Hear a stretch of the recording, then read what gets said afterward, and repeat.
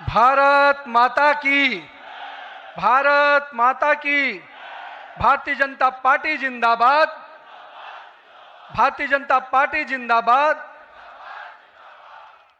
आज इस अवसर पर हमारे भारतीय जनता पार्टी के वैसे नेतृत्वकर्ता जिन्होंने देश को ही नहीं पूरे विश्व को नेतृत्व दिया, और मैं कह सकता हूं एक प्रधान सेवक के रूप में जिस प्रकार से उन्होंने सेवा की है वो हमारे कालखंड के सभी कार्यकर्ताओं के लिए प्रेरणादायी हैं। ऐसे अपने यशस्वी प्रधानमंत्री, विश्व के लोकप्रिय नेता श्री नरेंद्र मोदी जी का मैं सबसे प्रथम अभिवादन करता हूं कि 140 करोड़ जनता आपके इस सेवा भाव से हमेशा आपका अभिनंदन करना चाहती है। हमारे बीच में भारतीय जनता पार्टी के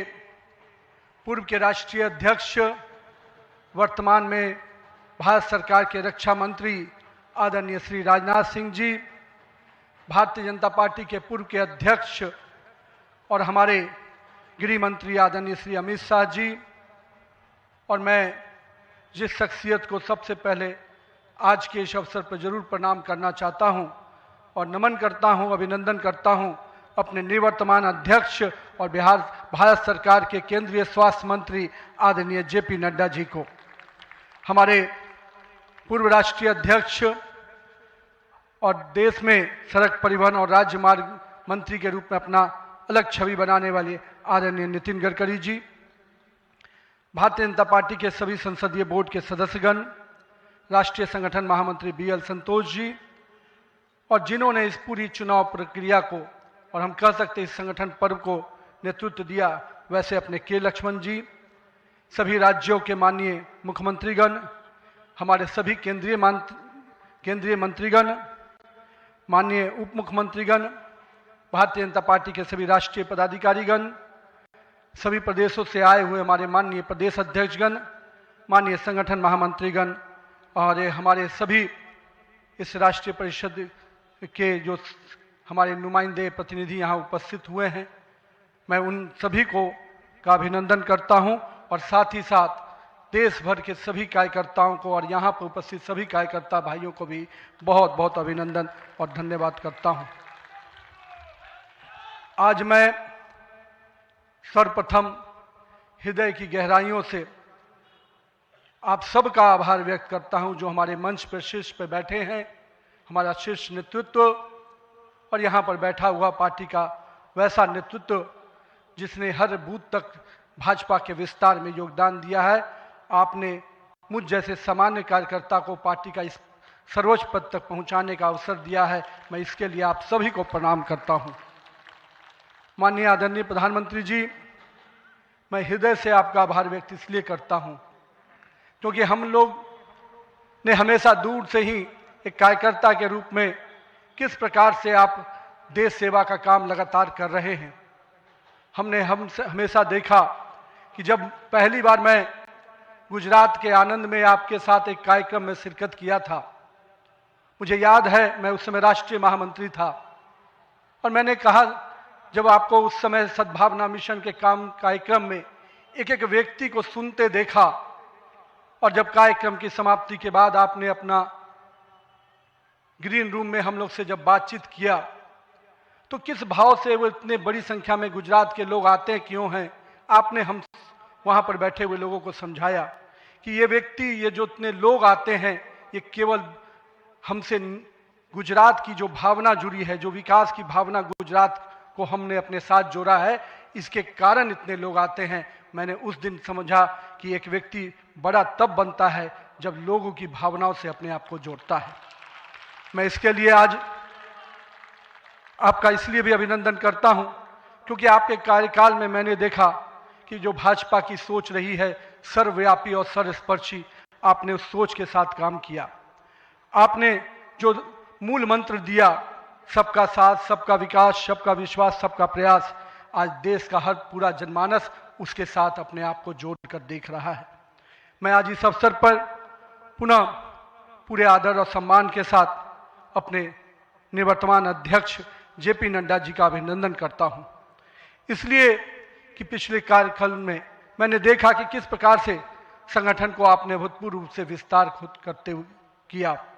साथ ही साथ कार्यकर्ता आधारित कैसे राजनीति हो इसको आपने बढ़ाया। और अभी बहुत बड़ी बात हम लोगों सब लोगों ने देखा, जिस कोरोना कालखंड में एक एक व्यक्ति अपने घर के अंदर महफूज हो रहा था, उस समय सेवा के उस परंपरा को, सेवा की संस्कृति को आपने जिस प्रकार से समाज में भाजपा कार्यकर्ताओं से आह्वान किया कि आप जाइए, आगे बढ़िए और सेवा के भाव से इस देश में कोरोना कालखंड में लोगों की सेवा कीजिए। पूरा संगठन आपके साथ खड़ा रहा। माननीय प्रधानमंत्री जी का जो निर्देश था उसको आपने जिस तरीके से लागू किया वो हम सब कार्यकर्ताओं के लिए अनुकरणीय हुआ। और मैं इसलिए उस समय को याद करता हूं कि जब विपक्ष के लोग घर में दुबके थे और भाजपा कार्यकर्ता हर काल कोरोना के पीड़ितों की सेवा में लगा था, वो कहीं ना कहीं माननीय प्रधानमंत्री जी का यशस्वी नेतृत्व था, आपका मार्गदर्शन था, तभी हम उस कालखंड से, उस आपदा से निकलकर बाहर आ पाए। मैं आज इस अवसर पर पार्टी के अपने पूर्व के सभी राष्ट्रीय अध्यक्ष को स्मरण भी करता हूं और हमारे कई राष्ट्रीय अध्यक्ष जो यहाँ पर बैठे हैं, मैं उनका भी अभिवादन करता हूं। मैं देखा हूं 2006 में मैं पहली बार जब विधायक बना, उस कालखंड से लेकर किस प्रकार माननीय हमारे पूर्व के राष्ट्रीय अध्यक्ष राजनाथ सिंह जी ने पार्टी के कामों को हमेशा हर कार्यकर्ता से जुड़ने का प्रयास किया। मैंने जब नितिन गडकरी जी को देखा तो मैंने देखा कि किस प्रकार से संगठन के हर मोर्चा और सेल को उन्होंने गढ़ने का काम किया।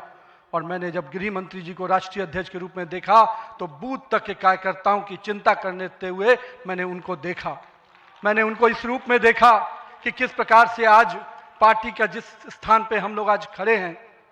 कार्यालय कार्यकर्ता के लिए मैं कह सकता हूं तीर्थ स्थान होता है, और जहां से कार्यकर्ता अपनी ताकत पाता है, उस कार्यालय को भी आपने किस प्रकार से पूरे देश में एक निर्माण करने की योजना बनाई। और आज हर बूथ का कार्यकर्ता अपने आप को उस तीर्थ पर जाकर अपने आप को धन्य महसूस करता है। मैं आज अपने पूर्व के सभी राष्ट्रीय अध्यक्षों को इस अवसर पे बहुत बहुत अभिनंदन करता हूं और साथ ही साथ उन सब को स्मरण करते हुए उनका आभार व्यक्त करता हूं कि उन्होंने पार्टी को इस मुकाम तक पहुंचाने में बहुत बड़ा योगदान दिया है। मैं आज नमन करता हूं उन लाखों कार्यकर्ताओं को जिन्होंने पार्टी का संगठन, राष्ट्रवाद के विचार और भारत माता की मान बढ़ाने के लिए अपना जीवन न्यौछावर किया। आज उनकी तपस्या और त्याग ही है का परिणाम है कि आज पार्टी इस ऊंचाई तक पहुंच पाई है। मैं उस भूमि से आता हूं जहां महात्मा बुद्ध, महावीर, चाणक्य, सम्राट अशोक, आर्यभट्ट, गुरु गोविंद सिंह, जेपी, राजेंद्र बाबू और जननायक कर्पूरी ठाकुर की वो भूमि को भी मैं नमन करता हूं। उस पाटलिपुत्रा की भूमि को भी नमन करता हूं। साथ ही साथ इस अवसर पे मैं अपने माता और पिता को भी निश्चित रूप से स्मरण करते हुए उनको नमन करता हूं, क्योंकि कहीं ना कहीं आज मेरे व्यक्तित्व में किसी एक शख्सियत का मैं मानता हूं तो निश्चित रूप से मेरे माता पिता का संस्कार, पार्टी का विचार और कहीं ना कहीं मेरे बड़ों का मार्गदर्शन मुझे यहाँ तक पहुँचाया है और मेरे कार्यकर्ताओं का स्नेह मुझे यहाँ पर पहुँचाया है। आज के दिन मैं अपने क्षेत्र की जनता को भी प्रणाम करता हूँ, जिसने मुझे एक विधायक के रूप में चुना जरूर, पर संगठन ने मुझे जिस प्रकार से गढ़ने का काम किया, आज मैं इसी कारण से उस जनता के आशीर्वाद और पार्टी के मार्गदर्शन के कारण यहाँ तक पहुँच पाया हूँ। आज का क्षण मेरे लिए संकल्प का क्षण है। आज सिर्फ एक पद को धारण नहीं कर रहा हूँ, मैं पार्टी के इस विचार को, परंपराओं को, एक राष्ट्रवादी आंदोलन की जिम्मेदारी को स्वीकार कर रहा हूँ। और मैं इस अवसर पर साथ अपने सभी वरिष्ठ कार्यकर्ताओं को भी प्रणाम करता हूँ। साथियों, हम लोगों ने देखा है श्यामा प्रसाद मुखर्जी जी का प्रखर राष्ट्रवाद किस प्रकार से हमारे हर कार्यकर्ताओं के मन में बसा हुआ है। पंडित दीनदयाल जी के उपाध्याय के अंत्योदय और माननीय स्वर्गीय अपने सधे भारत रत्न अटल बिहारी वाजपेयी जी का सुशासन की राजनीति, आज माननीय प्रधानमंत्री जी उसको आत्मसात करते हुए विकसित भारत की परिकल्पना हम सबके सामने रखी है। और आज 140 करोड़ भारतवासी अपने आप को इस विकसित भारत के सपने के साथ जोड़कर देश को आगे बढ़ाने में लगा है। मैं इसके लिए तहे दिल से माननीय प्रधानमंत्री जी का आभार व्यक्त करता हूँ। अभी माननीय प्रधानमंत्री जी अपने संबोधन में बता रहे थे किस प्रकार से अंत्योदय की योजनाओं को उन्होंने नीचे उतारा है। जल जीवन मिशन ही नहीं, हम महिलाओं को 11 करोड़ शौचालय की योजना को भी याद करना चाहेंगे। किस प्रकार से महिलाओं का सम्मान बढ़ा, 13 करोड़ 4 करोड़ लोगों को पक्के मकान मिले, 42 करोड़ लोगों को आयुष्मान भारत, 56 करोड़ लोगों के जनधन खाते खुले। मुझे आज भी याद है जब जनधन खाता खोलाने की बात हो रही थी तो कई लोग देश में, जब हम भाजपा के लोग इसको आगे बढ़ा रहे थे तो लोग हमारा मजाक उड़ा रहे थे। पर मैं आज भी मानता हूं गरीब के खाते में अगर 1 रुपया दिल्ली से चलता है तो 1 रुपया अगर गरीब के खाते में पहुंच पाता है तो ये कहीं ना कहीं उस जनधन खाते का वरदान के रूप में मैं देखता हूं। मैं आज के दिन माननीय प्रधानमंत्री जी के इस सबके साथ और सबके विकास के इस नारे को फलीभूत होता देख रहा हूं। हम लोगों ने लंबे समय से कुछ नारे को, भाजपा के कार्यकर्ता, हमारे जनसंकाल के कार्यकर्ता लगातार कुछ नारे को गढ़ते थे। रामलल्ला हम आएंगे, मंदिर वहीं बनाएंगे, जहां हुए बलिदान मुखर्जी वो कश्मीर हमारा है, एक देश में 2 विधान 2 प्रधान 2 निशान नहीं चलेगा। साथियों, आज भाजपा के कार्यकर्ताओं ने वो कालखंड देखा जब अयोध्या का भव्य राम मंदिर का मार्ग प्रशस्त हुआ। आज जम्मू कश्मीर की जनता ने 370 धारा से मुक्ति का दौर देखा। आज सांस्कृतिक व राष्ट्रवाद की विचारें और मजबूत हो रही हैं। साथियों, मुझे याद है अब वो समय जब हम लोग आज श्रीनगर के लाल चौक पर तिरंगा लहराते देखते हैं तो गर्व की अनुभूति होती है। हमने वो दौर भी देखा था जब पाकिस्तान के झंडे लहरा रहे थे और दिल्ली की सरकार बैठकर मौन बैठी थी उस समय, क्योंकि वो समय हम लोगों ने युवा मोर्चा के कालखंड में काम करने का जब मौका मिला था तो हमने देखा था उस समय जब माननीय प्रधानमंत्री जी उस कालखंड से 370 को समाप्ति किए तो कहीं ना कहीं पूरे कश्मीर की फिजा बदली है और आज कश्मीर का लाल चौक तिरंगे से लहराया नहाया नजर आता है। ये परिवर्तन हमारे देश में आया है। साथियों, हम भारतीय जनता पार्टी के उस समान राजनीतिक दल नहीं जिसके लिए हम काम करते हैं, हम उस विचार के साथ काम करते हैं जिस विचार से हम राजनीतिक अभिव्यक्ति के साथ साथ उस नारे के साथ काम करते हैं जहां राष्ट्र प्रथम के नारे, नेशन फर्स्ट, पार्टी नेक्स्ट और सेल्फ लास्ट, माननीय प्रधानमंत्री जी ने इस नारे के साथ हम लोग को जोड़ा है, हमारे नेतृत्वकर्ता ने हमें जोड़ा है और हम सब के लिए ये प्राथमिकता होनी चाहिए कि हम राष्ट्र के आगे रखकर ही अपने कामों को आगे बढ़ाएं। साथियों, हम अपने नेतृत्वकर्ता के संघर्ष और बलिदान से सीखने की आवश्यकता है। ये हम वैसे राजनीतिक दल के लोग हैं जहां राजनीतिक सत्ता नहीं साधना है, राजनीतिक भोग नहीं त्याग है, राजनीतिक ऐशो आराम नहीं तपस्या है, राजनीतिक कोई पदभार नहीं उत्तरदायित्व है। तो आइए हम सब कार्यकर्ता इस संकल्प के साथ अपने नेतृत्वकर्ता के इस परिश्रम और पुरुषार्थ के साथ अपने आप को जोड़े। मेरे प्रिय कार्यकर्ता साथियों, यदि भाजपा आज विश्व की सबसे बड़ी राजनीतिक दल बनी है तो इसका मुख्य कारण हमारा प्रेरणादायी नेतृत्व है, हमारा विचारधारा है और हमारे लाखों कार्यकर्ताओं का मेहनत है। वो कार्यकर्ता जो बिना फोकस में आए अनवरत काम करता है, वो कार्यकर्ता जो कठिन से कठिन परिस्थिति में भी भारत का ध्वज झुकने नहीं देता है, वो कार्यकर्ता जो सीना ठोक के कहता है तेरा वैभव अमर रहे माँ, हम दिन 4 रहे न रहे। आइए इस भारत की कल्पना को जो माननीय प्रधानमंत्री नरेंद्र मोदी के नेतृत्व में लगातार हम आगे बढ़ रहे हैं, आज हम भी उस परिकल्पना के साथ अपने आप को जोड़ें। हमारे नेताओं कार्यकर्ताओं का परिश्रम ही है जो आज हम यहाँ तक पहुँचे हैं, लेकिन वर्तमान पीढ़ी को भी अपने हिस्से का त्याग, तपस्या और पुरुषार्थ करना होगा, क्योंकि विकसित भारत के अगर संकल्प को सिद्धि तक पहुंचाना है, एक ऐसा भारत जहां समृद्धि भी हो, सशक्त भी हो, समरस भी हो, आत्मनिर्भर भी हो, तो हमारे कालखंड के कार्यकर्ताओं को भी अपने हिस्से का पुरुषार्थ, त्याग और तपस्या करना पड़ेगा। साथियों, हमारे प्रधानमंत्री जी ने हमेशा अलग अलग समूहों की बात की। अमृतकाल के लिए 4 समूहों की जो बात की, उसमें युवा, महिला, किसान और गरीब है। हमें अब इन नई पहचानों के साथ आगे बढ़ना है, तभी हम आधुनिक, प्रगतिशील और विकसित भारत की कल्पना को साकार कर पाएंगे। आज 15 अगस्त 2024 के दिन जब माननीय प्रधानमंत्री जी ने आज भी उसकी चर्चा की और 15 अगस्त 2024 को जब लाल किले की प्राचीर से माननीय प्रधानमंत्री जी ने युवाओं को सार्वजनिक जीवन में आने का आह्वान किया, तो मैं देश के युवाओं से कहना चाहूँगा, राजनीति से दूरी समाधान नहीं, सक्रिय भागीदारी ही समाधान है। आइए, एक सकारात्मक राजनीति के लिए युवाओं को आगे आने की आवश्यकता है। लेकिन साथ ही साथ मैं युवा साथियों से कहूँगा, मेरे भाइयों, राजनीति शॉर्टकट नहीं है, राजनीति 100 मीटर का रेस नहीं है, राजनीति लॉन्ग मैराथन है, जहां स्पीड का नहीं स्टेमिना का टेस्ट होगा। तो आइए, राजनीति के इस पिच पर हम अपनी जड़ों को मजबूत कर कर काम करें। और भारतीय जनता पार्टी का वॉच टावर तो बहुत स्ट्रांग होता है मित्रों, इसलिए आप अपने बूथ में निरंतर रूप से काम करते रहिए, अपने मंडल में काम करते रहिए। भाजपा का वॉच टावर, भाजपा का केंद्रीय नेतृत्व इतना मजबूती तरीके से हर पारी से नजर रखता है, कहीं ना कहीं आपको भी उस मुकाम तक पहुंचाएगा। साथियों, आज जब भारतीय जनता पार्टी के कार्यकर्ता, माननीय प्रधानमंत्री जी अभी हम सबको बता रहे थे कि किस प्रकार से पंचायत से पार्लियामेंट तक का सफर के लिए हर एक कार्यकर्ता लगे, हम आज इस अवसर पर जहां केरल, महाराष्ट्र, गोवा और अरुणाचल प्रदेश के स्थानीय निकायों में हुई शानदार जीत के लिए अपने सभी कार्यकर्ताओं को और उस क्षेत्र की जनता का भी आभार व्यक्त करते हैं। लेकिन मित्रों,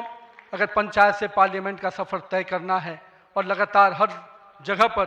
भारतीय जनता पार्टी का परचम लहराना है, तो हमको अपने समय के लिए पूरा मेहनत और परिश्रम की पराकाष्ठा करनी होगी।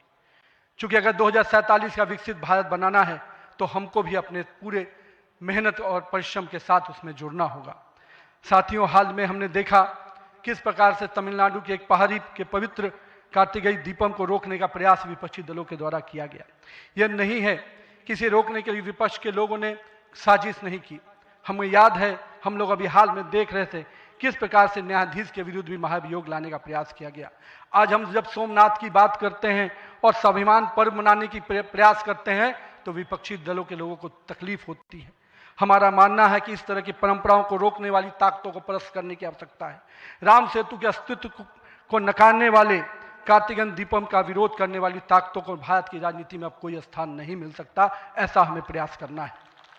साथियों, अगले कुछ महीने में तमिलनाडु, असम, बंगाल, केरल और पुडुचेरी में चुनाव होने जा रहा है और वहां की डेमोग्राफी की पूरी चर्चा हो रही है। किस प्रकार से बदले हुए डेमोग्राफी में वहां चीजें बदल रही हैं और हमारे लिए अपने आप में एक चुनौती है। लेकिन हम पूरी तरह से आश्वस्त हैं कि भाजपा का कार्यकर्ता अपने संघर्ष और परिश्रम के बल पर इन 5 राज्यों में सशक्त भाजपा का नेतृत्व प्रदान करने जाएगा। और हम हमेशा विश्वास करते हैं कि हमें अपनी आस्थाओं के केंद्र के लिए और सनातन परंपराओं को केंद्र को बचाने की लड़ाई अगर लड़नी है, तो निश्चित रूप से अपने देश को सुरक्षित रखने की लड़ाई लड़नी है, तो इन 5 राज्यों में हमें एक मजबूत ताकत बन के आना है। आज हमारे राष्ट्र की चेतना का उद्घोष का समय वंदे मातरम का 150वीं वर्षगांठ मना रहे हैं। वंदे मातरम का स्मरण आते ही मन में ऊर्जा और उत्साह बढ़ जाता है। हमें पूरा ध्यान में है कि एक एक व्यक्ति जब वंदे मातरम का जय घोष करता है, तो उसके अंदर से जो ऊर्जा आती है, वही ऊर्जा इस देश को आगे बढ़ाने में काम आती है। तो आइए हम सबको मिलकर 150वीं वर्षगांठ को हर जन जन तक पहुंचाएं, हर युवा तक पहुंचाएं, हर महिला तक पहुंचाएं, क्योंकि वंदे मातरम हमारे अंदर का वो विश्वास है जो इस देश के विकास के साथ जुड़ेगा। सत्ता को सेवा का माध्यम बनाते हुए माननीय प्रधानमंत्री जी ने पिछले 25 वर्षों में जिस प्रकार से सरकार के मुखिया के रूप में गुजरात में और अब देश के प्रधानमंत्री के रूप में भारत के विकास में लगातार आप काम कर रहे हैं, निश्चित रूप से आपका प्रेरणादायी नेतृत्व हम जैसे नए कार्यकर्ताओं के लिए, हम जैसे पार्टी के कार्यकर्ताओं के लिए एक